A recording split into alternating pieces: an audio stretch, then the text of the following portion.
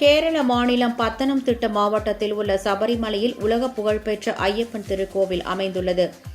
இத்திருக்கோவிலில் ஆண்டுதோறும் மண்டலம் மற்றும் மகரவிளக்கு பூஜைகளில் லட்சக்கணக்கான பக்தர்கள் இருமுடியுடன் வந்து பங்கேற்று சுவாமி தரிசனம் செய்வது வழக்கம். அவ்வாறு வரும் பக்தர்கள் பம்பை ஆற்றில் நீராடி பம்பை கணபதி பகவானை தரிசித்து அங்கிருந்து நீலிமலை, அப்பாசிமேடு மலைகளை ஏறி சபரிமலை சன்னிதானத்தை வந்தடைவர். ஐயப்பன் கோவில் நடை மாதந்தோறும் 5 நாட்கள் நடை திறக்கப்படுவது வழக்கம். ஆனால் கார்த்திகை மாதத்தில் மட்டும் மண்டல பூஜைக்காக 48 நாட்கள் நடை திறந்திருக்கும். பின்னர் நடை மூடப்பட்டு மீண்டும் மகர விளக்கு பூஜைக்காக திறக்கப்படும்.